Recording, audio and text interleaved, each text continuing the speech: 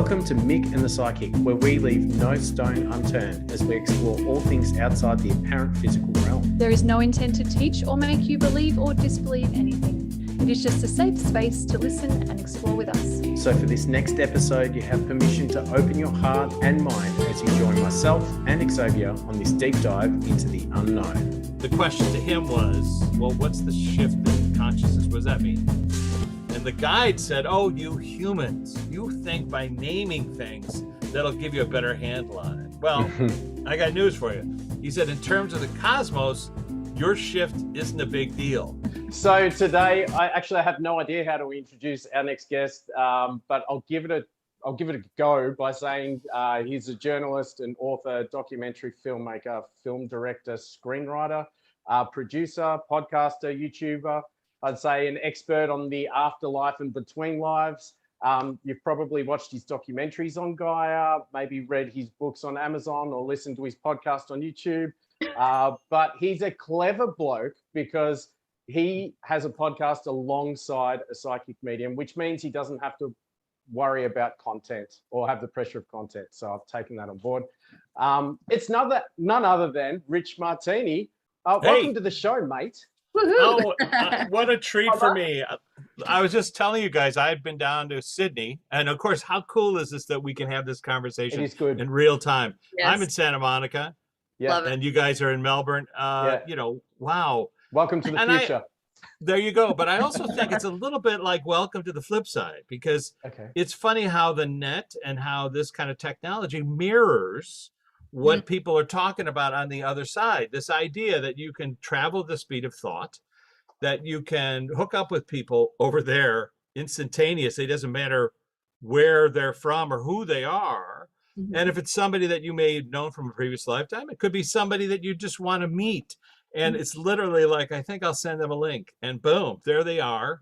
And you can download all that information from them instantaneously and recall like what it was like when you knew them in a previous lifetime. So the internet is giving us this weird opportunity to experience kind of what it's like on the flip side.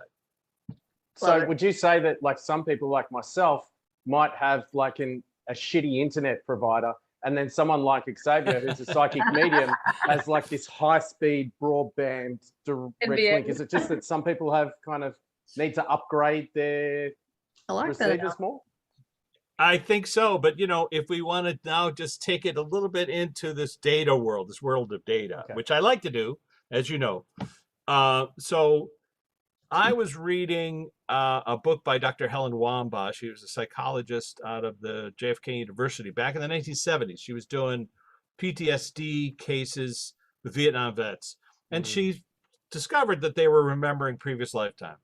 And so she, as a scientist who didn't believe that that was possible, tried to devise a way so that she could eliminate bias. And so she would do groups of 10, not individual one-on-one, but groups of 10. And then each group would choose, the individual would choose a time period that they could try to remember. And then she also made a very casual, but a 2-hour session 4 times. And so you had 8 hours of sort of directed hypnosis. And her results were pretty astounding. Most people haven't read her stuff, but like remembering the I'll think of it. Life Before Lives is one. And Reliving Past Lives is her other one. But both books are case studies, 2,750 case studies. All right. And now we get into, we were talking about earlier, Brian Weiss. Brian Weiss's work, Many Lives, Many Masters. He's had, it's estimated 4,000 cases of past life memories. So the question then, and Michael Newton, we talked about him. He's got estimated 7,000 reports of people not only recalling previous lifetimes, but the between lives realm. So the question, which is ongoing with his institute, they're continuing. They're continuing that research, that database. Yeah, that's right.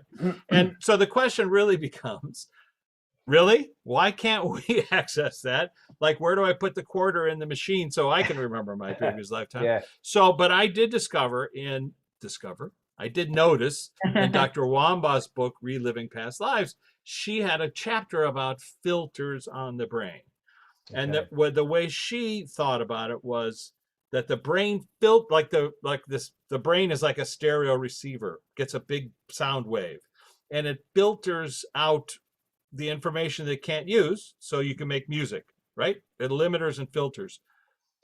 And then she said, the stuff that's filtered out is not conducive to survival, and that's why we don't have it.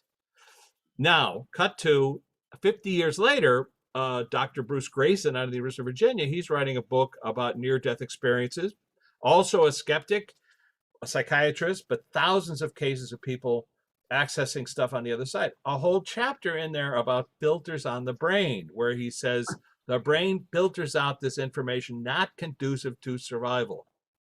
Same turn of phrase. Mm-hmm. So the question then is, who's got the filters? How do you turn them off? So if you look at it, some children up to the age of 8, roughly, when the skull hardens, they can see, hear, experience, recall, remember things that they shouldn't. But let's say, I was your father in a previous lifetime, or whatever they can remember. And Xavier knows, and it's like, oh, they're seeing grandma. And as Greyson pointed out, in the UK, the statistic is 70% of the hospice care workers working with dementia people, they report that they suddenly regain their memory just prior to passing, as if the filters had died. That's the way Greyson put it. So it appears that mediums like Xavier, not necessarily, I won't call you a medium if you don't call yourself that, but that idea that her filters are different than Michael's, right? Your broadband, the amount of money you paid to get your Wi-Fi. I know. Yeah. It's not the same. I'm the same way as well. And, and I must say, this is a good story This is a good story for your Australian audience. My whole life, I saw ghosts, and I just ignored them. By the way, is there an angel over my shoulder? No. There's just black screen. You're fine. That's a plug. That's a plug for my book.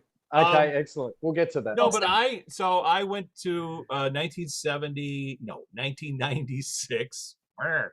I took a trip to Sydney to honor Philip Noyes, a friend of mine, film director from Down Under, Rabbit Proof Friends, really brilliant film. Oh, right. All the other stuff. But they were doing a thing about Newsfront. And so he had sold his house in Darlinghurst. And he said to me, you're here for, a couple of weeks. Why don't you just stay in my old house? There's nobody there. There's a bed. And so my first night in his place in Darlinghurst, sound asleep. I wake up, I hear somebody in the room, and I look up, and there's a guy hanging by his neck from a rope. Whoops. Yeah, wow. And I sat up. Oh my God! Like, how did that happen? And the guy saw me sit up, and he looked down at me, and he said, "Oh, I'm terribly sorry, mate. It's just something I feel the need to do." Oh, he was British. Yeah, sorry. Very good. Sorry, mate. It's just something I need. Anyway, sorry. So, but as he said that, a ladder appeared beneath him, like an orange ladder. Wow. And then he descended. And then when he got to the bottom, he pulled the rope, and it came down like it was a fake knot.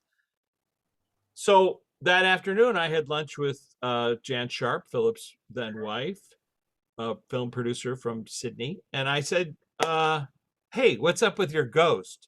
She said, what are you talking about? I said, well, I saw this guy. He was dressed like a painter, and he was on a ladder, and he was hanging from the rafters. And she said, I don't know what you're talking about, but the guy who did paint our house, he did hang himself in another house some miles away.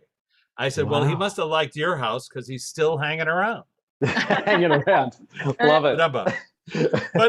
But the point is that you said you're not intuitive. Like, didn't you just say you don't have? Well, that's what I mean. In other words, I think we all are mediums. Okay. Exactly. And it's just that idea that we deny it. We see it, we deny it, we dismiss it. It's a dream, it's a memory, it's something I ate last night, pepperoni pizza, which is what I thought most of my life. But once I started doing this research, I realized, oh my gosh, when I really think about it, I had a dozen experiences like that. but never one like so specific where the guy Mm. talked to me, clearly saw that I saw him, and That's- apologized for what he was doing, which very clearly he was something he said he felt the need to do. Interesting. You know, Yeah. like repeat that motion. Yeah. Stuck But in that since kind of then- loop.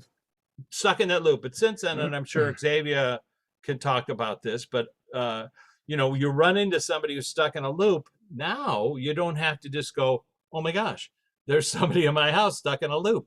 You can say, hey, loop dude, what are you doing here? And have you thought about going home? yeah, because exactly. Ask him. If you look over your shoulder, there's like a light. It's really You don't have to go, but you could. And by the way, everyone who ever loved you is on the other side of that light. Mhm. So why don't you go and come back and talk to us and let us know how it goes? And they That's a never great come back. tip. That's a great tip, especially for the kids who aren't sure and they're scared and they tell their parents what they saw, and just because their parents can't see it because their skull's hardened, like you said, they tell them it must be your imagination. But I love being able to help children or educate parents to say to your kids, just ask them to go, explain to them they can go home. You're freaking me out a little bit. This is a bit weird for me. Thank you. Bye. Yeah, treat them- exactly. Because they're you know, they used to be here in the physical. So be respectful, be polite, nothing to be scared of. Just say thanks. Bye. Yeah, exactly. And I try to Wow. mention to people that, you know, they were here first. Sorry. Yeah, don't be rude, man. You're invading their space. Mhm. And I just didn't realize it. What really, so it's happened a couple of times since then, and since this research started, where there was. So here's an example. I was doing actually my show is on Gaia tonight.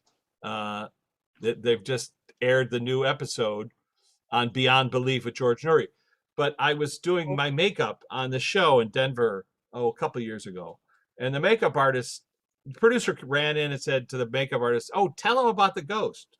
And so she said, yeah, listen, there's some, you know, we noticed that somebody was smashing the lights when the place was locked down. Somebody was in there and smashing the equipment. And she said, and I saw him. She had walked open, you know, she'd opened the door and walked in and saw this guy. And so I did that technique that we were talking about, which is I freeze the frame. And I said, well, let's see. I'm getting my makeup done. And I go, well, let's see if we can talk to him. And she, could you remember what he looked like? And she had a very specific memory of, you know, this young guy. And so I said, well, let's freeze the frame and ask him some questions. Is it okay? And he said, yeah. And so the story that came out of him was that he had died in a fire nearby, in the town, outside of Denver, outside of Boulder. And I said that same thing. I'm thinking, I don't know if this works or not, but I said, now listen, if you look around, there's a light, and that light is like a portal. And if you go over there, you can go home. And his reaction was, I don't want to go home. You know, I like it here and I'm angry. I like being angry. And I said, well, why are you smashing the equipment? He said, because it's people come on the show and lie about the afterlife. Ooh. And I thought, oh my gosh, I'm going on this show To lie with, about like the in a few afterlife. minutes. Yeah. Like, is he going to smash me or no? Anyway, Ooh. I just thought that was so wild. And then I just insisted. I said, look, just go close to the light, stick your head through the light, look around, see if you see somebody.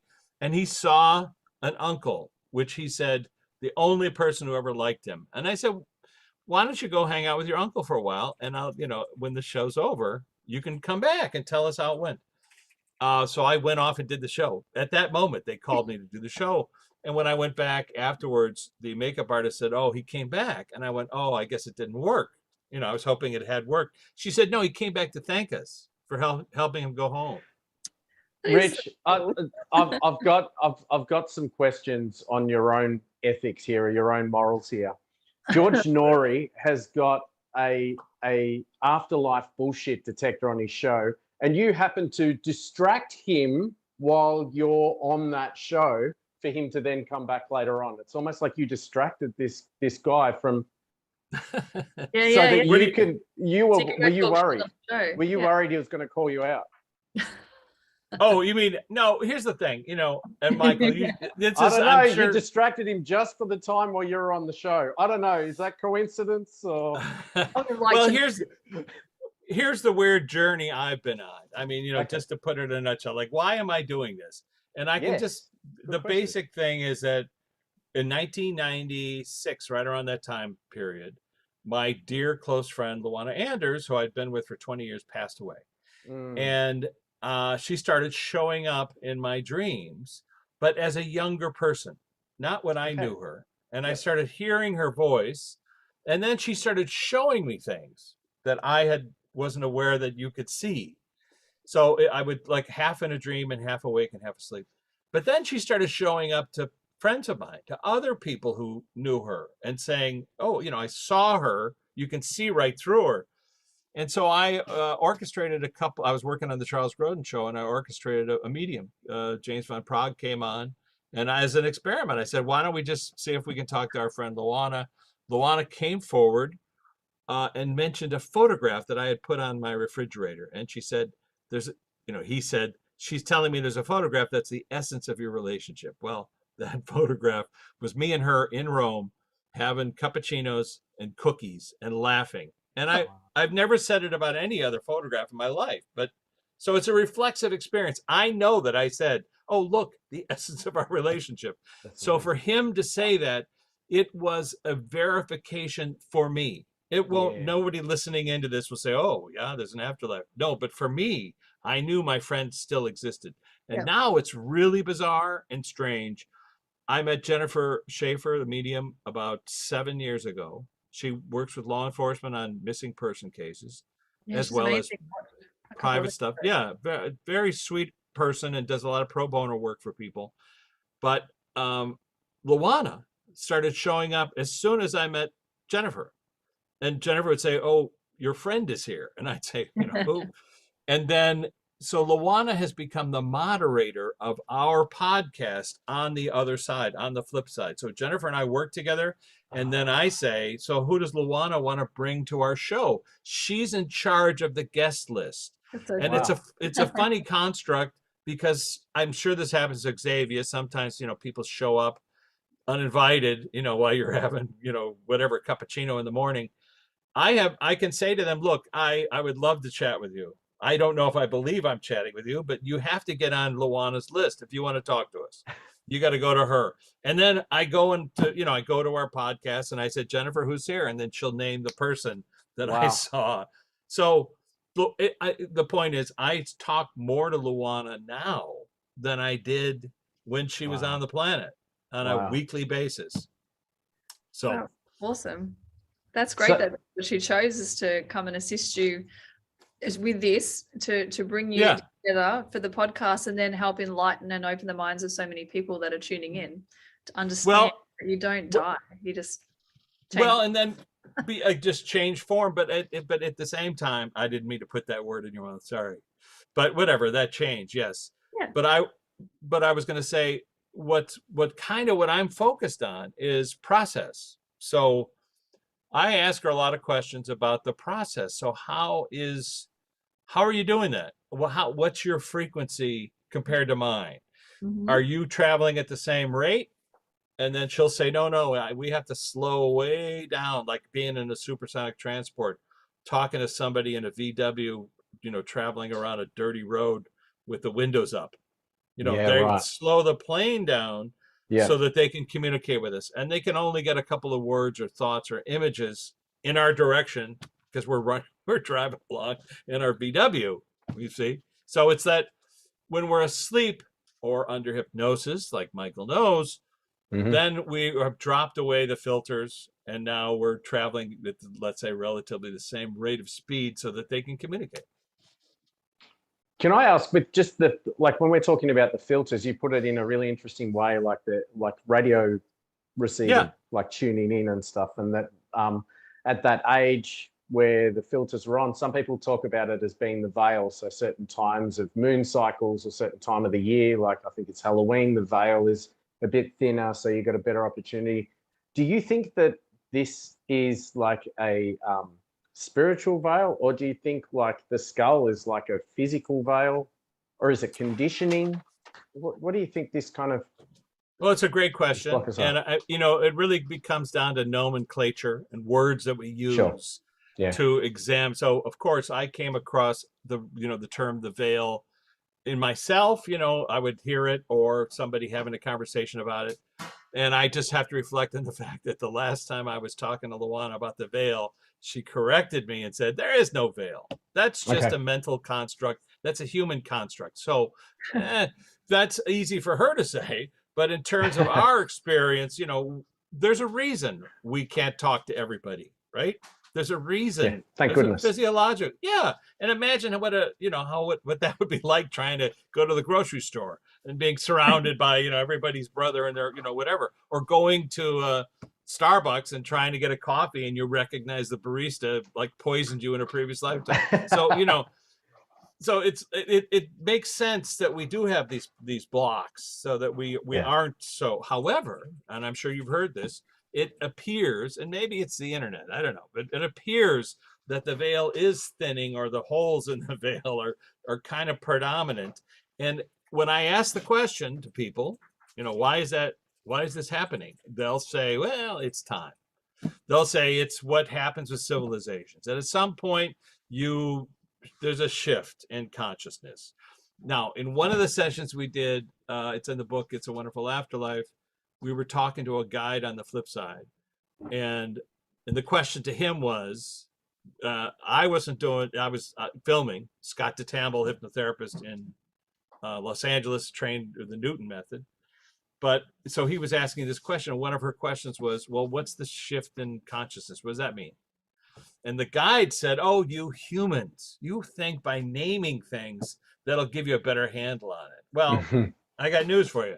He said, in terms of the cosmos, your shift isn't a big deal. I was thinking, oh, you mean like in terms of Saturn running into Jupiter? But he said, but if you want to understand a shift in consciousness, imagine yourself a little tiny crab walking on the ocean floor. You're walking along and you open your eyes and you realize, hey, I'm in an ocean. That's a shift in consciousness. That idea, I mean, and when he said it, I thought, oxygen, we see it as something etheric and we don't see it, air, but it has the same qualities of water, O2, H2O. And imagine if we knew or could realize that oxygen is just like water. I mean, would we ever pollute it? Would you cut down a tree? Never, because that's giving you oxygen. Yeah. You see? I mean, and the whole process, we just can't see it, so we don't really address it or talk about it or think about it. Anyway, I just thought that was a wild thing for him to say, but it was so cute, the little tiny crab walking along. Go ahead. I'm pretty sure it's Luana with me Oh, now, but she's come on. I know it sounds like cliche because we're on the show. Don't try not to judge it. And we didn't, Jennifer. Let her in. The country. Audience is entertainment. Let her in. Let her in. Please do. For ages, and she keeps saying to me, well, he can talk. Like she's waiting for you to stop talking and I have to put my hand up to interrupt you because you won't shut up. So she can let you know that she's here. That's great. No, Lou, I got some questions for you, my dear. What's up? What's up? So, Lou, let's ask process-wise, what were you doing prior to this? Or did you orchestrate us to get together so that we could have this conversation? Yes. She wants to let you know that she started off, she was cheeky. I was distracted while you're talking because she sat on my lap. She's wearing like a whitish sundress and a really big floppy hat, like oversized, and she span. And then I felt nauseous, like I was spinning too. And I asked her to make it stop and like the nausea to go. We were having a conversation in my mind. Yeah. As you were talking. And then it made me like burp, which stopped me from feeling nauseous from spinning. And then she told me, she was just telling me about how you talk so much, and I have to put my hand up or I won't get a word in edgeways. No, absolutely, and she and it's true. I do talk too much, and she has interrupted. But Lou, so this is a weird construct for all your audience paying attention. So Luana Anders was an actress for whatever 58 years, not of her whole life. But she was in over 300 films and TV shows, including Easy Rider, quite a few other things.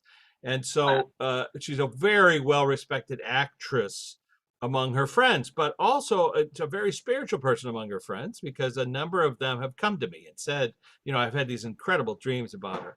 And so, Luana, would you put in Xavier's mind when you first reference a classroom on the other side? You were talking about being in another universe. You said everyone was dressed in white, speaking in a language that you had never heard before, but somehow you completely understood.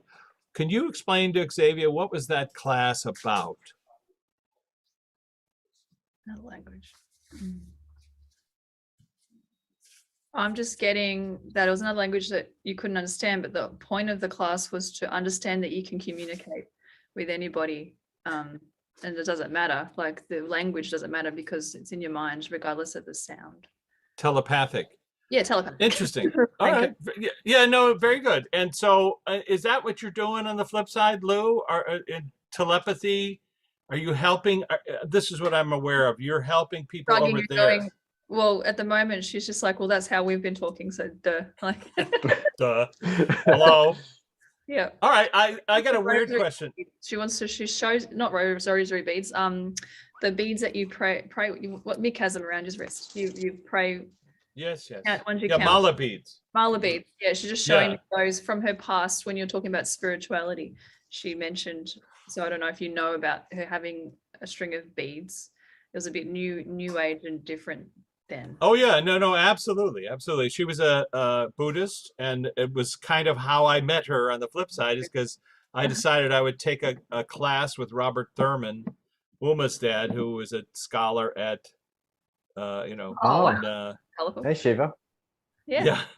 And oh wait a minute, did I lose you there? Hold on. No, one sec. I don't think No, so. okay. All right, there we go. You. Yeah, I know something goofy got mine. So anyway, and Sorry. RJ, would you bring me a set of mala beads? Oh, sure. Please, thanks, my son. That wasn't yes. from the flip side. That was here, right? That was I'm just RJ's checking. here. I don't know what the hell is going on right The now. ones that So- are right up there. And so the reason I'm going to bring them over to you is because, look, Luana has said this many times. Thank you. You're welcome. Said this many times, which is meditation can not only cure the illnesses that people have mentally. And she was a Nichiren Shoshu Buddhist, so she Nam Myoho Renge Kyo. And she prayed every day. And she said many times from the flip side that praying, chanting saved her life.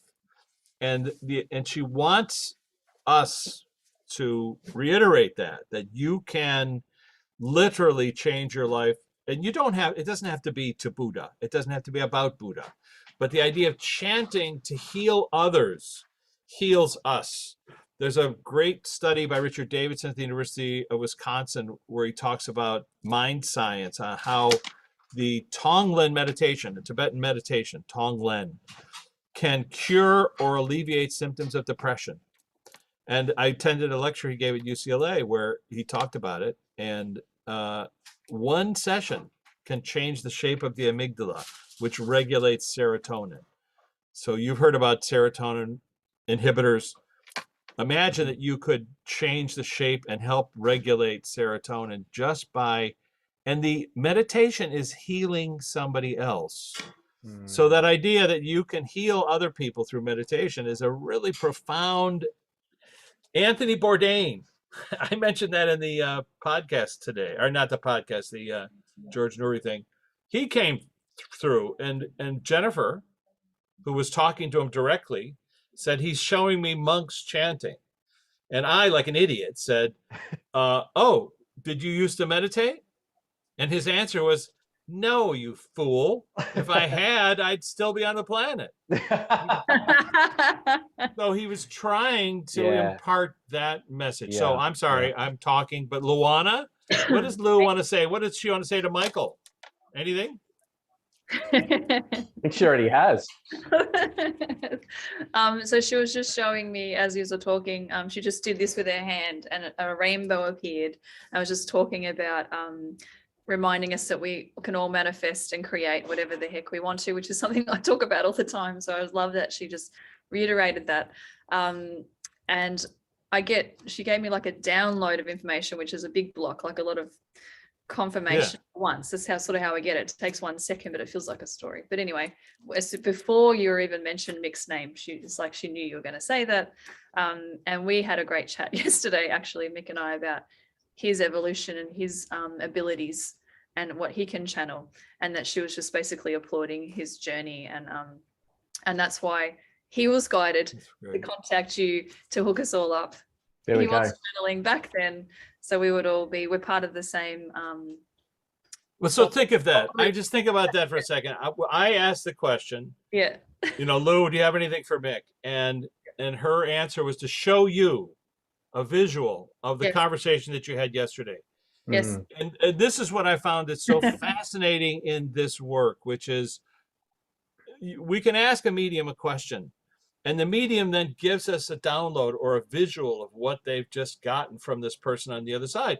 But we also then can translate it, because it's like if Mick wasn't here, you might have said, "Oh, she's saying you should talk to your friends more often." You see, you might have translated it that way, but because of the content of what Mick was talking about, that's what she wanted to note. Lou, there's a guy named Alan who's been talking to me lately. Are you aware of this person? And you don't have to be. I'm not taking up her time to ask that, but this guy Alan has been sort of talking to me about you, as if you guys knew each other. She kind of went, yes, like, why? Well, is this something we should talk about, or is it not of? Is he on the list? Is he on the list? That's right. Not that list. She said, "Oh, okay." She's being a bit cheeky about him. Yeah, like she jokingly said on the blacklist. Like, I don't know if she's impressed. Like a boyfriend list, you mean? Well, kind of something like that. It felt like okay, like that. Sort of on just the naughty list. Yeah, like oh, on the naughty list. Oh, okay. Yeah, like blacklist. I don't really know the fellow, but recently he's had a couple of mediums tell him that he's connected to Luana in some way, and of course you hear that and you're like, I don't know what that means, but you try to be open to any possibility. Anyway, like everybody wants to be famous. Okay, Lou, you're so tough. So like you just 15 minutes of fame kind of. okay. All right, so I'll tell you what, Lou, because we have you, and what the hell, this is so funny because Jennifer, my podcast, Jennifer has been in Europe.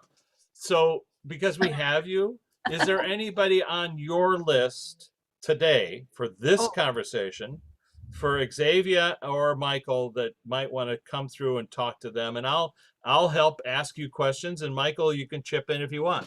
Sure. I don't even know if he's. I thought he was alive. I don't even know if he's dead or alive. Don't judge it. Don't judge it. What's the first name of the person? He said Marlon Brando, but is he alive? Okay, very good. All right, you please don't judge it. The reason I say don't judge it is because I completely understand what she's talking about. All right, so my dad is a massive movie buff, and he would just die if he heard this whole conversation. No dying. All right, so because, and this is wonderful, because Mick and Xavier are not aware of our conversations with Marlon, or why we could have a conversation with Marlon. So, Lou, do you want to talk about Marlon, or do you want to bring Marlon into this conversation? It's up to you. I know what questions to ask him. He's It's laughing fine. at me freaking out so much, like I've just gone so red. Okay, well, all right. So I guess, see, look, I like to say there's no hierarchy on the flip side. Let's just allow that. They're just lights, right? So Yeah. Marlon, the energy that was Marlon, has come forward. Well, tell me what he looks like. About how old does he look to in your viewpoint, for your filters? Now he's from The Godfather, yes? Yes, correct. So does he look? I'm seeing the scene from like with a big cigar. Okay, so that Like, kind it's of like that. look. Okay. Because that's how I would recognize him. All right, and so Yeah. Chuck, so Michael, this is an example of stuff you can do with Xavier, Okay. which is to ask questions that she does not know the answer to, but the person on the other side does, Okay. Gotcha. right? Yeah. So let me ask you this, Marlon. Oh, well, what do you want to talk about? I mean, I could ask you questions. Should I take the cotton wool out of my mouth first? Yeah, please. Yes, we can't understand you if you're talking like that bird. Is that one Marlon Brando? That's how bad I am with like movie stars. Is that the guy that actually played the Godfather? Yes, that's the guy who was the Okay. Godfather in The Godfather. And recently, it's on There it is. Paramount Plus, and they have the scene where the actor puts the. What do you think about this film called The Offer, Marlon? Even if Michael and Offer. The Offer. Are you familiar with it, Marlon? What's your opinion of it? I'm sure you're familiar with it. Yeah, thumbs up, thumbs I'm down. just getting jokes like, did they make you an offer you can't refuse? And that's from a movie too, I'm pretty sure. Well, it is, and that's why they call this thing The Offer. Oh, okay. They make you an offer. It's- He's doing his. It's actually funny. the making of The Godfather. Oh, okay. And it's a mini series. So Marlon, we need a thumbs up, thumbs down. What's your opinion of it? Or have you even not paid any attention? He's doing it like this to be. smart. Okay, that's nice. It's very generous. Appreciate that. Have you seen your buddy Wally recently? Are you still hanging out with Wally?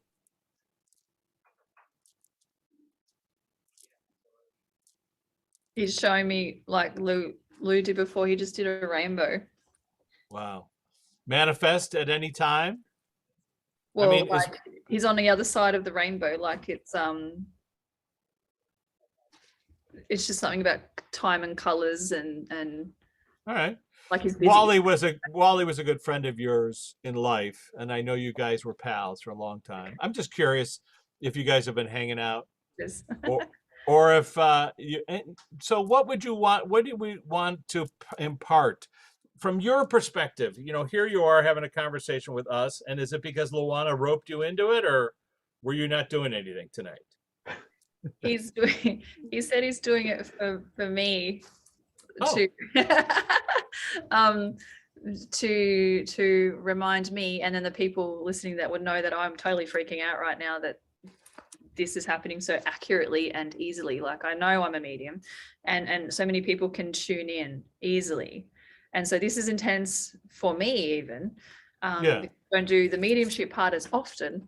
And I'm pretty chuffed, and he's doing it to show me and then the people listening or watching that how easy it is that anyone can come through. And like you said, there's no hierarchy. We're all the same. He's like just an actor, like whatever. You can be, he's on the same level as he's saying, okay, show me a bus driver and people that work at service stations and like anywhere. We're all the same. Everybody's equal and we're all this. Oh, you just said, and we are the same. Like he's just reiterating we're the same person. Wow, that's beautiful. I can tell you that the first conversation I had with him, where I invited him to come and talk to us, he was very reluctant, recalcitrant, just like nothing to say. And now, It's a relationship. so what's the difference, Marlon? Why are you so willing to talk to us now when you weren't originally? And I mean, of course, that was, for him, it feels like 5 minutes ago, I'm sure. The answer comes really fast. So it's like, that's why they interrupt all the time, because the answers comes before you finish asking the question. Because they have to make sure that the people here that I connect with are from a heart space and will share the information the right way and explain the right way without it going to their head or using it for the wrong reasons or so it's helpful. The banner headline, Marlon speaks. Yeah, so it's helpful and constructive and for people to learn and grow from, not, it's getting used the right way. So you had to check, see if you could trust you basically. So how does Luana, who is my dear friend, how does Luana appear to you, Marlon? If you're going to look over at Luana Anders, what do you see? I mean, I have an image of her in my mind, and clearly Light. Xavier does. Light. Just Light. What color? White. White, shimmering or flat? You can see pink, and I'm seeing her like this now too. So it's showing me her essence is what I'm getting told it is in essence, like white, and then with a pink soft glow in the middle, kind of make me think of like heart chakra, although she said it doesn't represent that the chakra as much. It's just the color that's emanating. But it's a weird pink. It's pink that I don't really know don't Okay, know. very good. Very good. Well, let's ask Lou, what does that pink represent in a term or a phrase? Creation. Creation. Very good. And I have a question for both Marlon and Luana. And what's great about this question is that Mick and Xavier won't know who I'm talking about. Our mutual friend Sally has now come over to the flip side. And what was that like for you? Have you been hanging out with Sally? Have you seen Sally?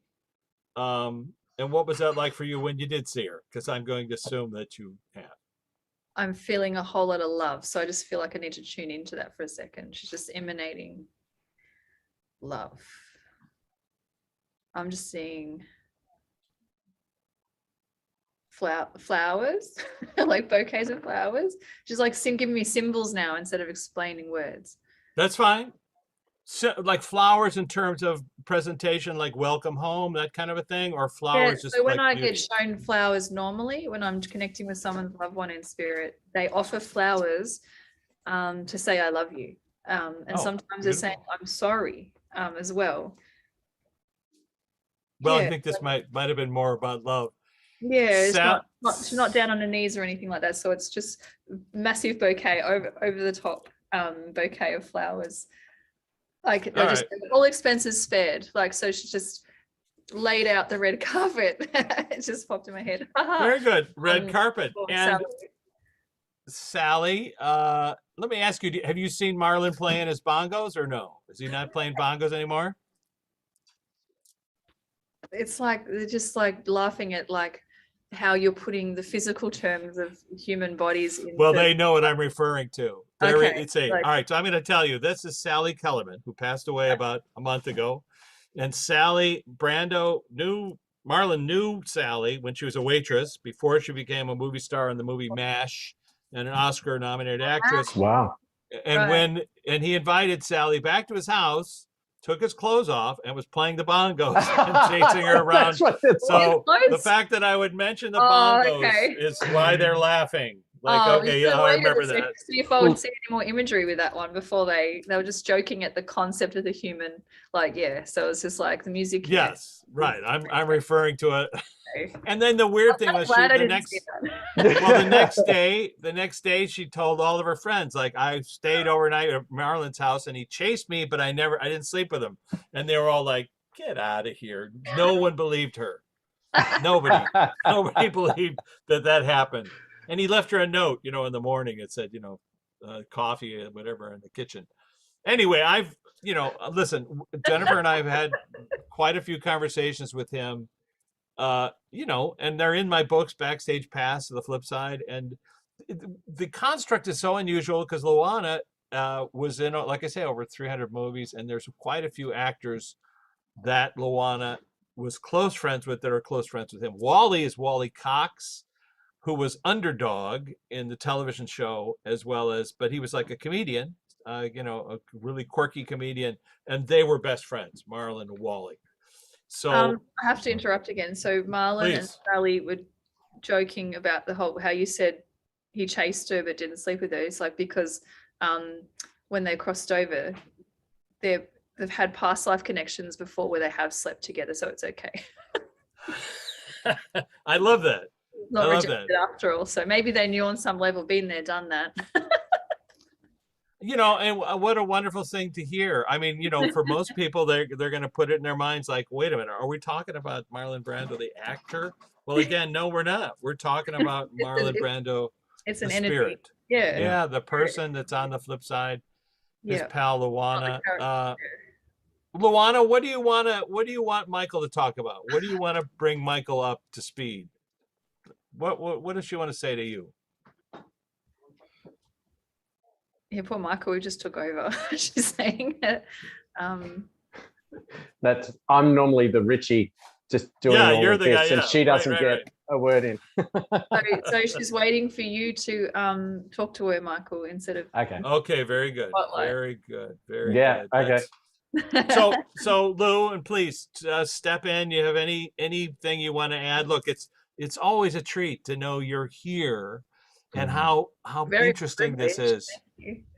How wonderful that is for her to step forward to remind me that she's available, not just through Jennifer, who I talk to every week, you see. So then your brain starts going, well, I have to talk to Jennifer to talk to Luana. Yeah, No, true. clearly not. So, Mm. Mick, let me talk to you a little bit about your journey. What was your first conscious thought that you might be able to do this kind of work? That I might be able to do which kind of work? Hypnotherapy, hypnosis, or that got you in that field? Oh, good point. The reverse interviews. A lot of it was a lot of there's a lot of meditation, which is come up here. Thanks, Luke. A lot of meditation over many years, and then But go back. I want you to go back a little. I'm sorry to interrupt. Go back a little further. Yeah. Your first conscious thought. You could be a little kid where you felt like spirit existed, or there would be a reason to talk to spirit. I see. Yep. Okay. What happened? Probably when I was. I can't remember the first one actually, but when I was younger, growing up, I did have a lot of presence. Like I could sense presence kind of in the room and in the house, and my sister would see the same thing and the same presence at the same end of the house, which is really interesting. So let me interrupt you again. Please. And so when you say presence, was it a male or a female? I'd say male. I'd say male. And if you don't mind, we're just going to do a little quick Rich Martini here. This is what I do. This is great. So let's invite this fella in to talk with us. Let's picture ourselves on a boat on a river. Just imagine yourself being in a boat. Mm-hmm. And where is this boat? Where's this river? Oh, it's the same boat that I send people on when I do hypnosis. It's a little white boat. It's out in a river somewhere. It's not in Australia. It's just like a really nice, calm river. And nothing can jump out and beat you. All right, very good. All right, it's not in Bondi. Okay. It's not. There's no rivers in Bondi. Just big waves. I'm just saying, no big wave. Crashing it. That's shark. But if I could ask this person to sit across from you in the boat. Yep. This male. This person who was there when you were a little toddler. Mm-hmm. About how, and if you could manifest a little bit, that would be great. Yep. And how old is this fella? Oh, I don't know. I think it's irrelevant. But presents, I don't know, maybe 30s, 40s.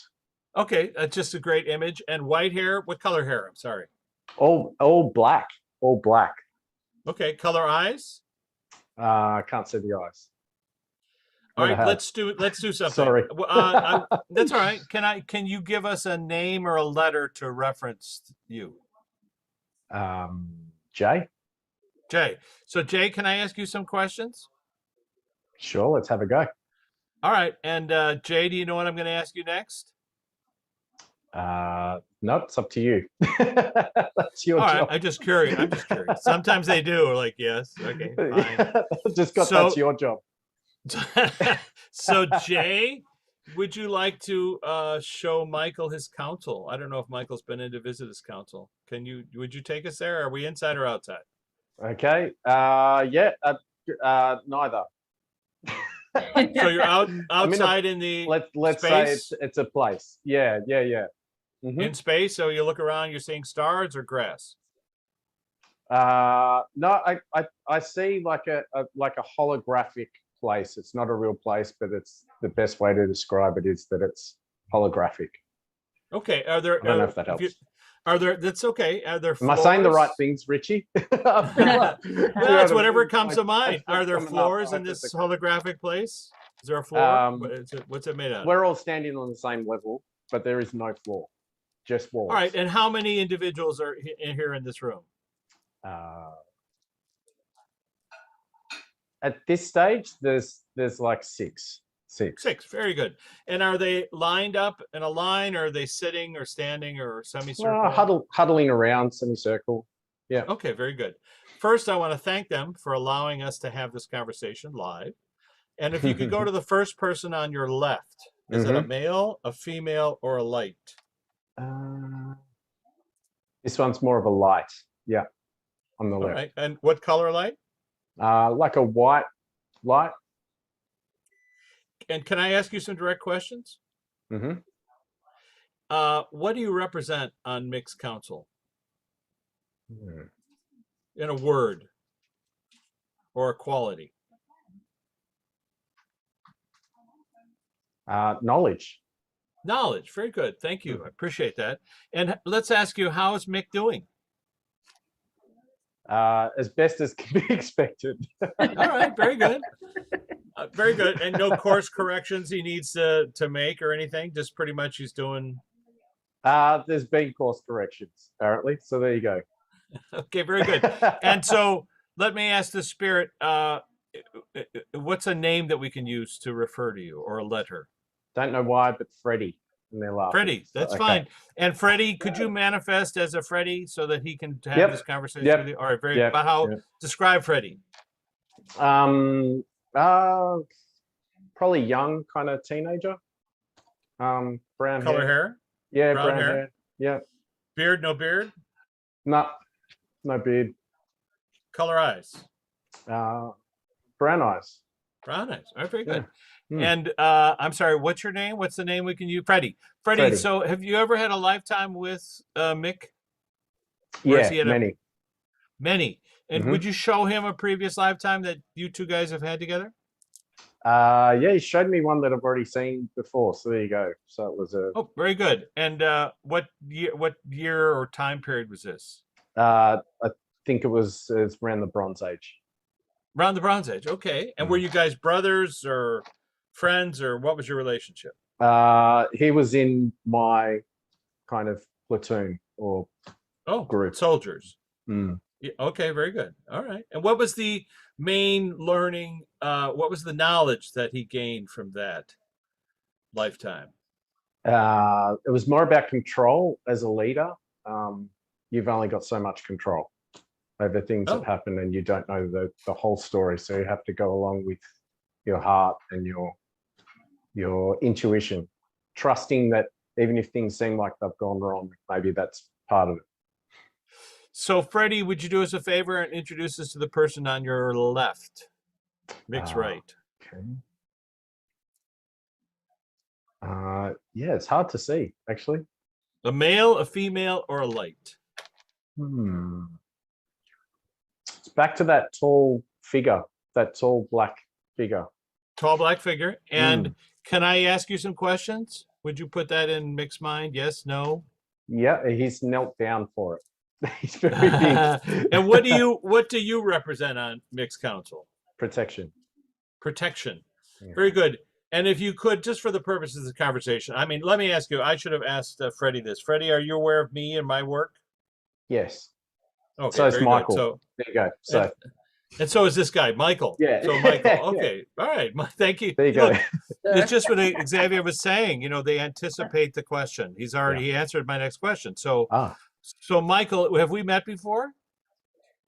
No. No. Okay, very good. And No. so would you manifest as something for Mick so he can sort of see you? And it's okay, whatever the image is that pops into his mind, it's not going to disturb him, I hope. Be fine. I mean, you might not be from this planet. You might be from another realm. You might be from somewhere else. Yeah. I'm getting that it's like an angel. Oh, very good. Mm. That's what I assumed. Okay, very good. And Mm. Michael, could we refer to you as an angel we might have known or met named Michael? Potentially.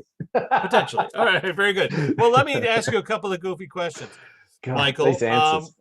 would you manifest so he can see your wings? I mean, if you have wings, can he see them? Are they white? What color are they? Yeah, it can make wings, and they're not white. They're kind of like off white. Okay. And what Yeah. do they represent in terms of, are they a mode of transportation, or are they, It's What so do you funny. use it I for? wondered why you said this. I was literally going to say not transport, and you said, "Are they a mode of transportation?" not transport? That Well, is so that's, funny. he knows Yeah. what I'm going to ask. Okay. He knows what I'm going to ask in this question. So are they metaphors for Like transport? for the location, they're metaphors for location. Okay. And the idea that you can travel, Michael, can you travel to other realms? Everything's within reach. Everything within reach. So Yeah. the idea of going to another realm, I've heard this before, that that they can travel through portals, and so The only thing is walking into a room because they they have to turn sideways because the things are so big. I understand that. And so has Mick seen you before in meditations as he's seeing you now? No. Okay, this is new information, you see. Mhm. So I think it's Yeah. important to sort of note that. This is something you have. So can you reach over, Michael, reach over and tap or touch Mick, maybe on the top of his forehead, and generate a feeling that he can experience now?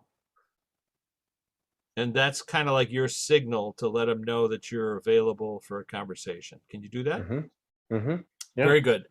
Thank you. And that's really just to let you know that he's always available. Of course, that would be an obvious thing for everyone. Now, we could go through every person on the council, but let's just go to the spokesperson if we can. Is there a spokesperson or somebody that sort of is in charge of this council? And if they could raise their hand.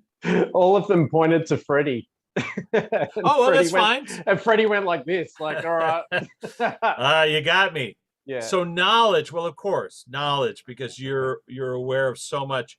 What did Michael represent on his council? In a word. Yeah, it's like guidance. Guidance. Okay, Yeah, I'm very getting good. So guidance. knowledge and guidance.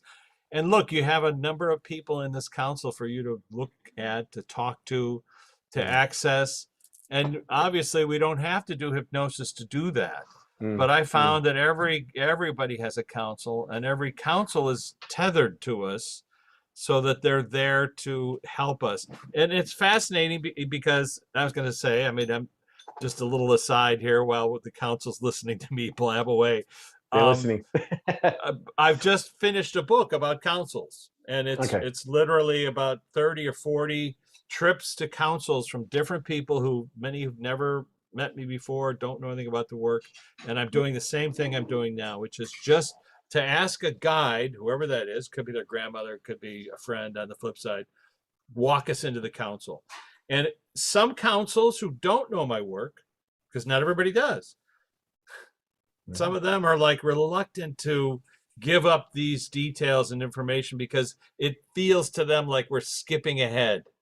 That, you know, but in your case, they have no problem showing you stuff that you probably have already accessed many times. Yeah. And you know, it's rare when they say no. And we were talking about Simon's podcast, and when the last podcast I did with Simon, they had told him no. Somebody had done a session with him, and he got to his council, and they said, no, you can't come in here because he's not ready yet. And preparation. So, but then he asked me, and I'm thinking to myself, how am I going to sneak him in? You know, I'll distract them. Did you get him in? Get him in. Well, what they said was, and it was funny because he said, oh, that guy who rejected me last time is here and he's coming over. And I said, just ignore him. Just let's go past him. And he said, no, he's following me around. And then I stopped, and I made him stop and talk to him. And I said, what's your beef? And he just said, you know, he wasn't ready. He's ready now. Yeah. It's okay. Yeah. So we had that conversation. So before we go anywhere, I just want to say, you know, Lou, is this what you had in mind? We talk a little bit to Mick's council to show people how easy it is to have this conversation with these are the people who help you construct your journey, that your lifetime. Go ahead. She wants you to know, then I feel we feel that we're a bit special now because of how she's explaining this. She comes through not just with any medium and anybody that you chat with. There are particular ones that she knows are, like we were talking about before, like heart-centered and coming from the right space to share the knowledge and open the minds of many people. So she's helped choose the correct people for you to interact with that can share. So this is what she wanted. She's reiterating that we're from the same life as soul groups. So she can see them, like how she's got the pink in the middle she's just referring to. It's the same color. Everyone's in the same, it's the same vibration or energy there, and she can spot everybody as an essence, and she can see ours with her. Well, that's really cool because yeah, that's confirmation for me how I explain to people that our whole soul can't fit in the physical body. So she can see the rest, like she can communicate with our higher selves, the rest of us there, and the same color is the same soul family. So they're all the white with the pink in it is the same group. That's what she's explaining. Wow, and you what can see a, the that's cord, like, fascinating. cord connected to the body down below, connecting us to our higher Well, self. thank you, Lou. I appreciate that. And just in terms of Yeah. the data and research, and people have filmed it, it's that idea that we all bring a portion of our conscious energy, and as you just eloquently described it as a visual, that kind of that pink energy within a white structure, we bring a portion of that to our lifetime on stage. Yes. The Get them on wonderful stage, sure. the wonderful construct is while we're on stage with the filters, Mhm. we're not really aware of all this other stuff. However, a portion, and it appears to be more than we think, more of us is always back home, always able Always. to interact. And so that's a very unusual thing, because also on stage, drama happens all the time. Conflict happens all the time. And it's very hard for people to put their minds around the fact that they might have a portion of themselves going, oh, look at this. Come here, come here. No, oh my God, look what he did. Yes. That they could observe us, love us, be connected to us. People are ask me a lot on Quora, that I have a forum, Hacking the Afterlife, but they ask me that a lot about the idea of why don't we retain all this information? And my point is, the self back home retains it all. There's no delete key, and it's all stored on portable hard drives in your Akashic library. Let's call it that. Yeah. And you can access that information. You don't have to, but if you need to, you can. And so this journey that we have, and Luana was an actor, and so that idea that she would embody other people, other humans, that was very empowering for her. What's she laughing? Why is she making you laugh? Because we're all actors, because the world's a stage and we're all just playing our There you part. go. And she's like, We're all she actors. keeps doing fake fainting, like being dramatic, saying, see how good I am. We can all do that. And there's lots of drama queens on earth, and we're all actors. And she just keeps laughing at the fact some just got paid for it and others didn't. That's what's so fascinating. And of course, Marlon, but many actors consider to be the greatest actor of all time. And I'll never forget the interview he did with Connie Chung on CBS one day. And he said, me, the greatest actor? No, my dog is. My dog's the greatest actor because he pretends to like me when he's hungry. But it's such an interesting observation. Look, people do get offended by that when you talk about it that way. I mean, I know I've heard it, because you say, well, it's a play. We're in a play. We constructed the play, and then it feels like we're diminishing their pain, their suffering, their drama, their whatever. But in essence, we're elevating their drama, and the people that are more courageous are the ones who choose Less lifetimes aware. that are more difficult. Yeah. And so those, and even though and so when you see somebody really struggling, I now find myself saying, oh my gosh, I have to honor you for good on you. choosing such a difficult role.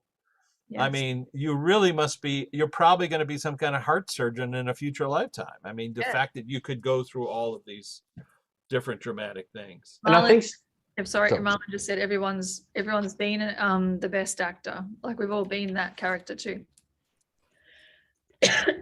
Sorry, go while I have a coughing fit. No worries. I think as well, it's about what's helpful to people as well. So, to just go around to everyone that's having a really hard time and go, oh, this is just life. It's just a play, you'll get over it. Obviously doesn't help the person in the time. So I think it's about timing with that kind of information as to whether or not it's, really offensive or not. Absolutely, sure. Yeah. Because it is very true, isn't it? If you look at life and what it is, there's much bigger things than what we and think is our drama. I think there's that thing, if you can listen with empathy, if you can listen with compassion, then even and I try it, it's very hard on Quora because, people come in, I must say that I have people come in from the religious groups and then the science groups, and they both they can't believe what I'm saying, and they get furious about it. And it's funny because on opposite sides of the spectrum, they're both adamant that I'm out of my mind. But if you can listen with empathy, I've seen it happen where people, they go from, I don't believe a word you're saying, to, well, that's weird. I did have one experience. And then that one Yeah. experience shows them that consciousness is not confined to the brain, that Yeah. they can experience things that are outside our reality. And then that everything else tumbles down. Then the whole veil falls. The curtain falls. The curtain falls. Yeah. And all the actors are there, waiting to talk to us. Cool as that. It's very cool. I know some gurus have talked about how you should honor people that aren't on an enlightened path because they're playing the game much more seriously, taking this life game much more seriously than you are, because you're looking for the enlightenment. So you should honor those people that aren't looking for enlightenment as well, because at least they're playing the part better. Well, and I appreciate the fervor that I've encountered in my life, where, people will say, you're a heretic or you're whatever. But, if you do, and I'm sure you've done, I don't know, how many hypnosis sessions have you done on yourself, Mick? Oh, okay. Yeah, I don't know. 30, A dozen? 40?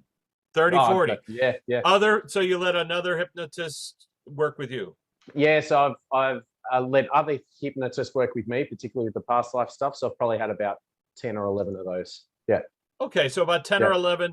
And each time were you able to access a previous lifetime, or? The more I did it, the better I got at it. Yeah. Yeah, and the more clear the details came. More clear the details came through. Yeah. How about you, Xavier? Have you done something like that? Is he taking you down that Oh, I primrose haven't. path? No, we're going to have a session soon. We're about to. We're gonna Yeah. have our first one. Ah. Yeah. Mhm. So I've had Very good. other psychics do past life healing and release for me, and I Yeah. can access my own anytime.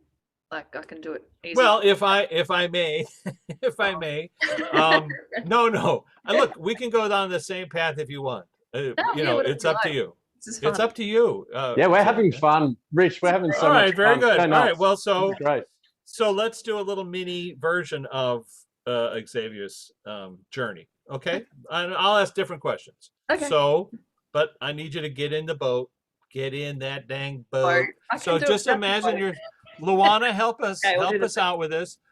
But put yourself in a I just thought boat. Luana's in the boat with a parasol spinning it. Oh, all right, giving you a little shade. Yeah. And so I want your guide to come and sit across from us, and that might be somebody you're aware of. Is it a male, a female, or a light? It's the big Maori dude.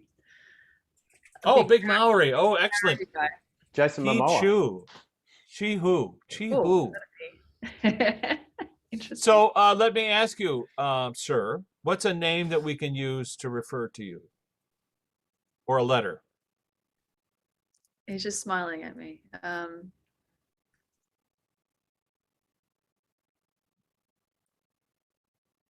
We can he's call you saying Mr. Mo- M. He's saying Momo, and I was trying to work. Momo, that's fine. It's a Let's not creepy judge it. character. Okay, whatever. I won't refer. Don't judge it. It's all fun. He knows what we're doing. So Okay. Momo, can I refer to you as Momo? Yes. Okay, very good.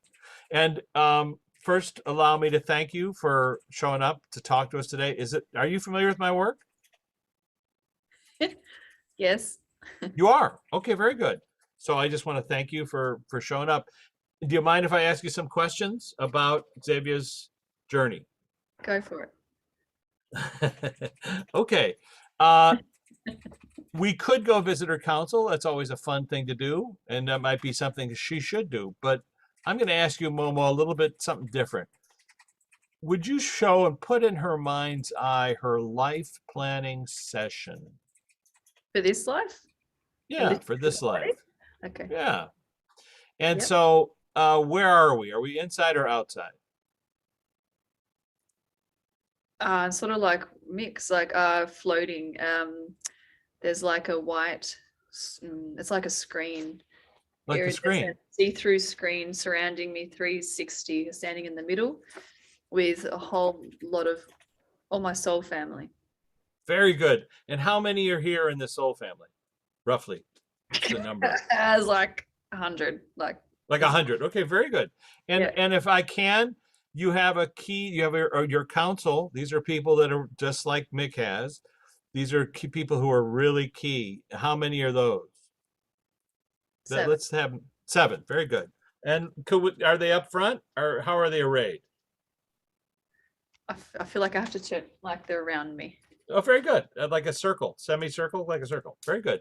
And if I may, I'm just going to ask for the lead council member. Is it okay if I ask you some questions about Xavier's journey? Yes. Are you familiar with my work? Yes. What's your opinion? Um, I'm just laughing at what he looks like. Sorry. What does he look like? Go ahead, describe it. Sorry, like it's distracted me. So it looks like a tall, masculine energy, very dark skin, very pointy head, and like a white outfit on that comes up close to the neck. Very good. What do you represent on Xavier's council? I'm just hearing I'm a family. Family. That's okay. That's a term that refers to, a group. And how do you represent that on other councils, or just this one? Yes. Other councils. Very good. How many, if you don't mind me asking? Lots? He said 7, but then it added zeros. Like, 7,000. yeah, like. Okay, very good. That's looking to funny. the side because I It's- can see them in my mind's eye this way without He's- looking. It distracts me. He's got a sense of humor. And what's a word that we can use to refer to you, or a letter? I can't describe it. It's a sound. It's a sound. Okay, that's very common. But what's the first letter of that sound? An S, a That just T? sounds like om. Ohm. Okay, very good. So can we call you Mr. Ohm? Does that be okay? I know it's a silly want. question. If you want, they're right. So, but let me ask you, how is our friend Xavier doing? She on the right path? Oh, that's nice. Exceeding our expectations. Exceeding expectations. Very nice to hear. And why are you allowing her to witness this life planning session today? What's important for her to access? It's not allowing. She doesn't need our permission because she's us. She's part of us. So Okay, so she's capable. Thank you for correcting me. I appreciate that. And would you show her on the screen kind of what was she getting a preview of her life as Xavier, there's like or options? there's many versions. So dependent on they're showing free will. So there's like multiple options of how different stages can play out, depending on the choices she made when she's on Earth. And how many? So you've got 7 council members there. Do they all weigh in on the choices, or does everybody in the room weigh in on the choices? They give advice and options and ideas and help you make decisions. They don't tell you what to do because you get to choose. And then everybody sort of puts their hand up, so to speak, of what role they can play in the life, so they can help you with the kind of path you're assuming you might take. But they also promise us adding that they can reconvene. So while I'm on Earth, they're telling me that they also tune in and help change the path if that's what's needed. Like write new bits of the script, add in pages. I love all the analogies. Adding new page, like blue pages. Okay, very good, Okay. Mr. Ohm. I appreciate that. Have a That's plan, and then it changes, and then just reconvene, and they have a little whisper and suss it out, and that's why. So there's some that are waiting that aren't in my life yet because they might pop in at certain times, at certain stages if stuff changes. Cool. very good. And has she done this before? Is this every time that she has a lifetime? Does she have these options? Yes. Oh, And yeah. Can you show her an option that she refused or rejected? Turned down? Do you mean when she was at the planning stage? Yeah. Was there anything that you showed her and she went, done that, sorry? Or was it No. always, It wouldn't have been shown if she'd already done it. I see. So it was always in concert with the idea of this is a good idea. In Kind other of words, they're kind of like, how do you not already know this kind of attitude? Like, dude, like you already Well, know, I you would already just know this. They're saying you already know, but you're obviously yeah, you're explaining it like this for the listeners, as they're saying. well, correct me if I'm wrong, Mr. Ohm, which is you're describing your relationship with Xavier, and this is how she chooses her lifetimes. But are you aware of other people, and perhaps on your other councils, where people are resistant to what you guys pitch to them in terms of what they should or shouldn't do with their lifetime? Have you ever run across somebody who opted out or said, I don't think I can handle that? Yes. Yes, they still get to choose. They know that is sometimes they know that they're going to forget things when they get there, and they think, yes, I know it's probably a good idea, but then I know it's basically going to suck when I get there. If you're referring to Daniel, my fiance, he's going to love that. Oh, wow, that's brilliant. And That's so brilliant. and yeah, he's that's funny. Some people, yeah, they know they're gonna be cranky when they. All right. Well, and Mr. Ohm, just because, it's on people's minds, Yes. the idea of, I mean, someone like Xavier, who's had such great experiences, and you guys have guided her so well. But there are some people, of course, who've had problematic journeys, including ones where they just can't believe that they're involved with such trauma, let's just say. You said that's on the first level. It's not here. Right. It's not back there. But Yeah. but am I correct in assuming that you guys help them choose the traumatic journey so they could learn lessons? Yes. Yes. That's why they go there. Does anybody come back home and are upset over the fact that the lessons that were too much, or they had really? Yes. People who take their own lives. Their okay. lessons were a bit much, and they forgot their connections that had promised to help them when they came there. So then next time life will be a whole lot easier. I see. And so let me ask you about that, because I've encountered some people who that's been their option each time. I've done it so many times that the council is saying, oh, look, we can't work with you because every time we give you difficulties, you quit. Yeah. Which ruins everybody else's journey, because there's everybody else's in the play, and the play gets screwed up because this guy keeps jumping off stage in the second act. They have to insist that they have what's referred to, and they're showing me this because they've shown me this before, that they're more of a floater in a life. So a life that's really easy, where they might not achieve much, they might not be well known by anybody, they just have an average job, average life, maybe no children, so no karma, that kind of thing. And they just float through life. So it's easier to help recalibrate them, and then they can come home and start fresh. Well, Mr. Ohm, because I have you, and because I can ask this question, I'm familiar that the word karma in Sanskrit means action or energy. And from that level, it appears that people choose an action or energy in order to learn it, overcome it, or master it. So it's not something that haunts them or follows them or a sin or baggage. Is that correct? Correct. And if you want to correct that for humans at all, I mean, maybe just talk about that a bit about what karma means, or what your vision of it is. It's just the lessons that we choose, so we can connect all of their versions of ourselves back together again when we're done. So we just have lots of experiences. So nothing is a punishment. They're just an experience. They're just roles. So we can try many different experiences, and then go back to one. Wow. Yeah, that does make sense. And I really appreciate you letting us talk about it. And so I have one more question for you.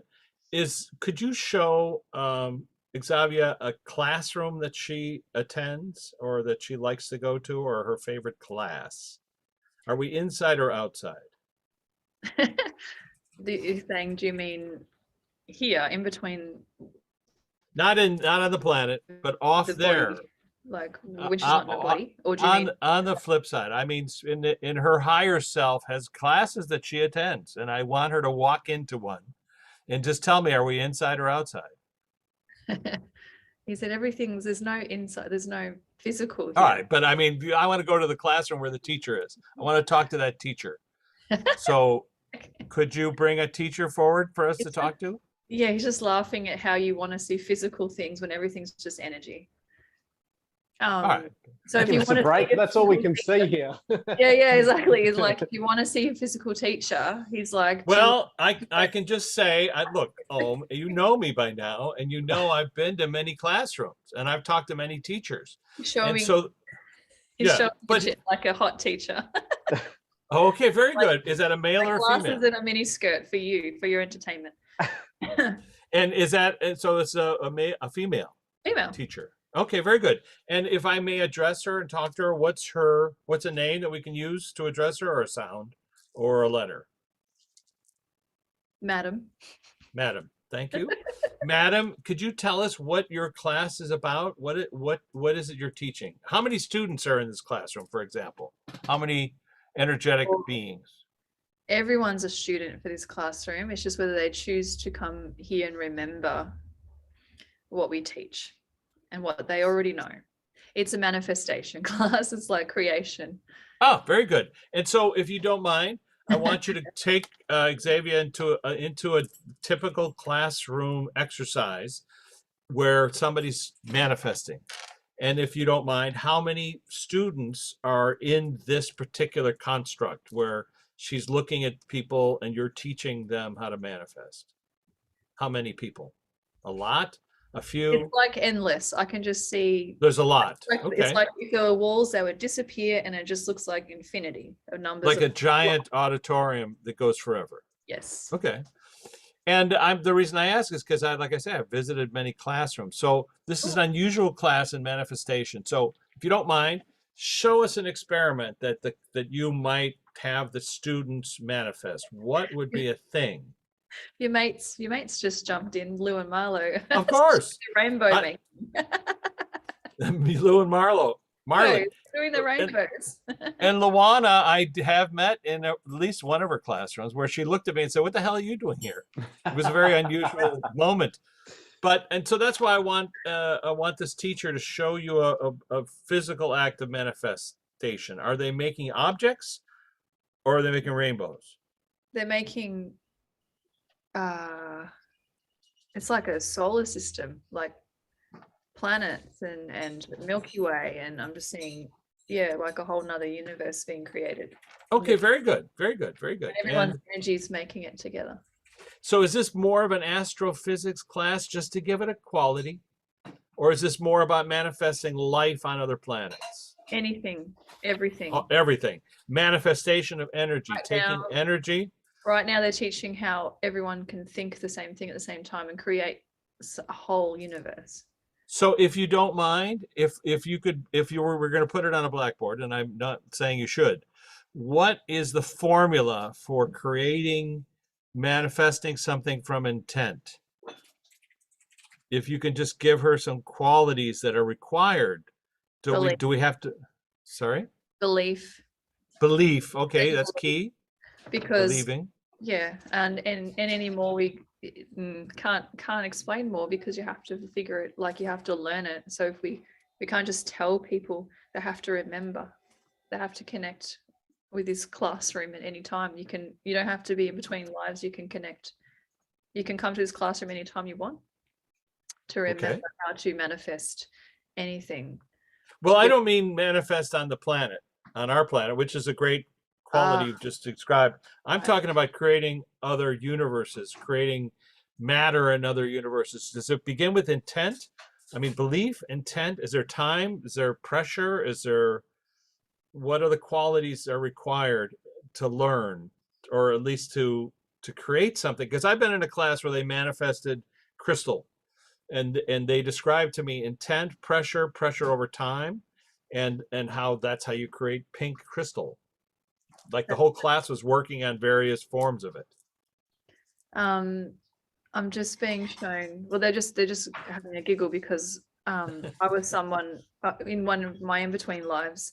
I helped decide that crystals should go in the planet Earth, which Oh, I all already right. did this, which was pretty cool. So they're talking about. I said, "Oh, funny you should mention crystal."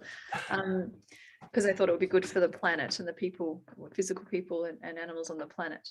Well, let me ask you about that. And crystal, in terms of, is that correct? Does crystal retain energy, or is it a radiator of energy, or is it a receptor? All of the above. All of the above. Okay, very good. And Thank how do you manifest crystal? Is it time and pressure and stuff over time, or is it just as simple as? In Earth speak, in Earth terms, it is.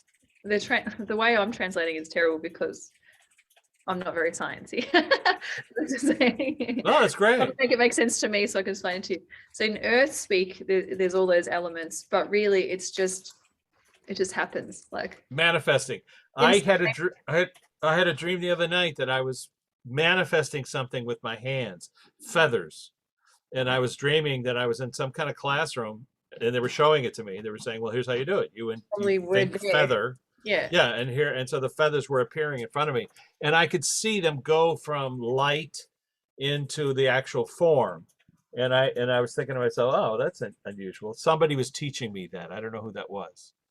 Might have been you. They have. All right. And by the way, your teacher, did she give us a name? I'm sorry. Did she say a name? Madam. So Madam, are you familiar with an astrophysics teacher that we refer to as Ma Durga? And she has 8 arms. Is this somebody that you're familiar with or no? No, she's a teacher who's shown up in enough times that it was like interviewing her. They're just showing me so many layers, like so many layers, so many players, and so many different realms, and so many different teachers, and so many different classes, etc., etc. But I will point out that Xavier is in a classroom that is like sort of beyond comprehension. It's so vast and so fascinating. Yeah. So, and it says a lot about her ability and talent in this lifetime. That's the kind of classroom. I found myself in a classroom where it felt like freshmen were there. Yes. And they were what they were doing was they were taking the ball bearings of these objects and they were cleaning them. And what they said was, these geometric shapes carry all the energy of the Akashic records, and over lifetimes they get gunk on them, and you have to clean that off. So you're polishing stones. Yeah. So I'm in the universe creating class. I'd never heard of such a thing in my life, but that idea of each class is a little bit different. All right. Well, let's thank everybody. I want to thank Madam. I want to thank Mr. Ohm. Thank you for showing us this construct. It's fascinating, and I don't know how familiar Xavier is with the work I've been doing, but this is what people are reporting. A life planning session. Yours was very graphic and dramatic. In the film Hacking the Afterlife, a guy who's a hypnotherapist now, he was seeing himself in a giant auditorium like the Greek Theater in Hollywood. And he said, there were thousands of people there, but his front row, like you, there were 7, counselors there and he was giving a dissertation, almost like for a PhD. And he said, and I saw myself sitting with microfiche, going over each lifetime and looking to find the things that he had not done. And then he was now pitching what he was going to do. And like you said, people in the audience would go, I'm playing your mother, and I'm your brother Pete, whatever. They offer to participate. Yeah, so it was wow. What you just described is literally in the film Hacking the Afterlife. Wow. Which I don't think you've seen. So no. Not like you well, maybe because dimensions. Yeah, on the flip side, they give out popcorn and tickets. Well, it's nice to know we can do class while we're here too. Yes. Yeah. That's interesting. At the end, they just added on the whole difference to the class, how you visualized it, being more of a classroom, and mine was like crazy. It's just they're showing it depends on how many times you've been in bodies and lives. So how many times we've been back. So the reference, the way it's I might have just been here more times. And when they said 7, I was one of the 7. They counted. And when Mick said 6, they told me 7. So they counted him as one of the Oh, that's 7. funny. Okay. I was actually So you're thinking, both. I was Yeah. confused because I said 6, but I'm thinking 7. I'm like, no, 6. Like I actually had that issue. So I We just were said, included in the 7. So we were one of, I sort of. Very good. right. Yeah, so they wanted Okay. to clarify that it was 7, including us. So I don't know Rich- if we're a council in ourselves or not. Rich, Now- I had a dream once, like about a year ago or something, and I knew it wasn't a dream because there's a difference between when you have a dream that you remember and something that you feel like you actually experienced. And it's Yeah. similar to when we do past life regressions. You know, you can imagine a story in your head and it feels like an imagination. And then there's other times where you have an actual past life experience. And it's like, oh my God, that was so real because I felt Yeah. every part and the bits I didn't make up. It just came to me. Yeah. So I had this dream that I was in the classroom and I was sitting at the front with the professor and the professor would say something and I'd say, oh, so it's kind of like, and I'd give like an analogy and the professor stopped and looked at me and went, no. And then the professor went on to say something else. And as I went to ask a question, he looked at me and said, probably not, before I could even open my mouth. I remember you And we That's all laughed. And hysterical. I didn't feel bad. Like I laughed as well. And he goes, Right, because it's like, oh, you've been in the class. So yeah, you whatever. know. No, Yeah. and yeah, it was very funny. So I laughed as well. He's like, probably not. And I'm like, okay. And he goes, maybe just sit on the other side. So I was still at the front, but I had to sit on the other side of him. Wow. And then I felt more comfortable. I had no idea what any of that meant. I still don't know Wow. what it means, but it's interesting. You talk about Well, how you had an it experience of sounds- being in a class, you know. Well, yeah. it sounds exactly like what we're talking about. I mean, Okay. Yeah. and just to bring Luana back into this Please. conversation, it was when I did my first Between Life session, my first hypnotherapy session with Jimmy Quast of Easton Hypnosis, and he said, where do you want to go? I said, well, I want to go visit my friends. I was thinking I wanted to visit Luana, but I found myself in a classroom, and this teacher seemed like she knew me, and she introduced me to the class, and she was Wow. like, oh, it's my friend Richard, and I'm thinking to myself, I don't know these people, but they all seemed really excited, the teacher's friend is here, so we had this conversation about geometric shapes, et cetera, and then the hypnotherapist Jimmy said, where do you want to go next? I said, well, I want to see my friend Luana. And now I found myself in this giant auditorium, and I was up high on the rows, and Luana was in the back row with her friends, and I could see her, but she was about age 20, 10 years before I met her, wearing a ponytail, blonde hair. And I manifested right like about 10 rows down, and I could see it down below like a teacher, but he was super tall, like 10 feet tall, green. But this was like maybe 150 rows, something like that. And so I start talking. Jimmy Quast says, where are we? I said, well, we're in a classroom, and this is a Healing Light of the Universe class, and they teach how to channel the healing light of the universe into doctor. And one of the students turned to me and said, you don't know what you're talking about. And everybody froze, like I had appeared in front of, and I even said to Jimmy, I don't think I'm supposed to be here. And Luana's looking at me, and she's like, what the fuck? What are you doing here? What are you doing? You're interrupting my class.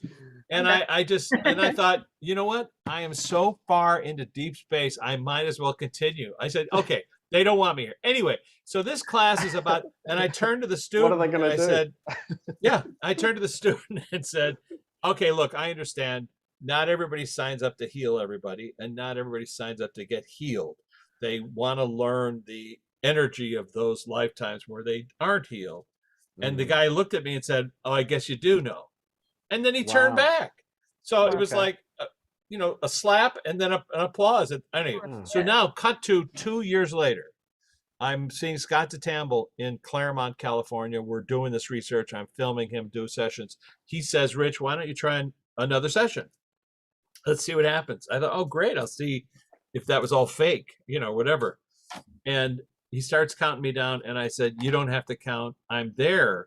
And I was back in the classroom, but it was like 10 seconds later, 2 years later. And I'm Wow. with Luana, and she's introducing me to this 10-foot tall teacher. And now we're all the way to the front of the classroom. And I'm looking up at this 10-foot tall green fella, and he's looking kind of stern, and she's like, this is my friend. I'm so sorry. He's doing some kind of goofy film project, and my apologies. And I'm thinking, it's like that Shakespeare nightmare. You wake up and you're trying to figure out what play you're in. Yeah. And so the teacher looks at me and says, "So, what do you want to know?" And I was like, "All right," but I thank God I just allowed my higher self to know. I said, "Look, so was I accurate about the classroom and blah blah blah? And this is where people learn how to channel the healing light of well, yes, blah blah blah." So I don't know. It was fascinating. So classrooms are very present in our flip side experience for everybody. And I've never gone to I've never gone to a classroom live in a podcast before. We've gone to councils. Oh, got a new thing. Wow. But and a life planning session. How wild was that? Did you hear that? She had like a 360-degree I hadn't visual. seen my own before. I've seen others. I've seen it for them and explained it to them, but I hadn't seen my own. So thank you so much for the experience. That was great. It's like Minority Report going on there, where you got a screen and you can just It was like exactly like that. floaty, Yeah. and that's how I've been shown it is, and I've seen it for other people. But it looked big for mine. Like I feel like I've done this so many times, and the soul group is massive. Wow. Well, I hope you send me a recording of today's session so I can transcribe it. Yeah, as of course. well as don't forget to record her session when you do that session. yes, yeah, good point. Yep. Yes. Make sure, and you might do it on this. Yeah, we probably will. And it's good. Hypnosis though as well. Sometimes you can forget some details because you're as long as you in the record zone. it. Yeah, so recording's good for that. Well, I mean, I've been fortunate because that was the Newton method, which is he would record everything and to give the client, a copy. And so when I first started filming, they were okay with that. And that allowed me then to, just film everything and then go back and transcribe it. Yeah. And then also I found, and I'm sure this may be with your clients, where I would tell them, especially the ones who said, I really, I think I made it all up and I don't know if I went anywhere and da da da da. I'd say, no, make a transcript, listen to it again, type up exactly what you saw, and then add any new details. And as they do that, new information comes. It's like two bites at the same apple. Very true. Yep. Wow. I'm going to start writing a book about all the past lives I've had with my partner, my twin flame, and it's easy. Danny boy. So if you just go back and see a couple of notes that we've written down about a past life, I can then just read that and go, okay, let's go back into it to get more information for the book, because that's my intention. It will be easy just to tune back. Oh, that's great. Very good. Very good. I can't wait to see that. Yeah. Well, how can people follow what you're doing? It's kind of, it feels like it's hard for them to not follow you. I guess you're kind of everywhere. Well, how do people get away from you, Richard? How do you want them to find you? Question. That's hilarious. Just follow me to the pub and we can sit down and have a pint. Cheers, mate. Yeah, great. Cheers. There you go. No, let's see. So hackingtheafterlife.com is the podcast. Martinizone.com is YouTube. The videos from the podcast. And then richmartini.com has links to articles and fun stuff, toys. No. But my books, translated in different languages, Portuguese, Italian, Spanish, whatever. And then, those are the three main places. And then if you're desperate, if you go to Gaia, if you sign up for Gaia, there's, I think, about 4 or 5 episodes with George Noory and Beyond Belief, but there's 3 films. One is Flipside, the first film that I made about Michael Newton and his work. Then I made one called Talking to Bill Paxton, my old friend, the actor, and I had 3 different mediums talk to him simultaneously, different times, the same questions, different people. In one case, I wasn't even there. I have to warn people because I was filming these things in loud, noisy coffee shops, restaurants, because I wasn't thinking like, oh, I have to be in a sound stage. It was like, oh my gosh, here's a medium, blah, blah, blah. So people do get a little disconcerted because it's not, you're in a weird coffee shop and somebody's, Awesome. And then the third one is Hacking the Afterlife, which is a little bit more controlled. And that is really kind of a compendium of the past 10 years, because Newton's in it, Brian Weiss is in it, Wamba, all the research that I've done and sort of, put in a box. So if I get hit by a bus tomorrow, people can, knock on wood, people can, see kind of for themselves. It's just a different thing. It's one thing to experience it, as we know. It's another thing to see somebody else experience it. But the idea is to open up the door to possibilities, because, what we've just demonstrated here in a very unusual way, as Luana so gracefully came forward and Marlon Brando came forward to let us know they're not far away, they're not hard to access, and they want to help. They want to communicate. Yeah. They don't want us to have fear about that stuff, but they also want us to grow so that we can access. Listen, my main thing about this research is, if it's true what we're saying, that we come back here, then doesn't it make sense to leave behind fresh water, fresh air, fresh earth, if not for our children, but for our own possible return? Yeah, very good message. I mean, trees are an extension of our lungs, really. Without trees, what are our lungs doing? Why would you kill the guy who makes you breathe? Yeah, that's it. To me, that's insane. I mean, look, I understand. I wood everywhere, but still, I've had conversation. I'm sure you guys have as well, where someone says, "I'm in a sacred grove. I'm seeing myself, among trees," and then I'll say, "Well, can you go over and hold that tree, hug the tree?" And then while they're doing that, I say, "Do you feel any kind of sentience associated with the tree?" And they'll, yes. And then I ask the tree, "Can I ask you some questions?"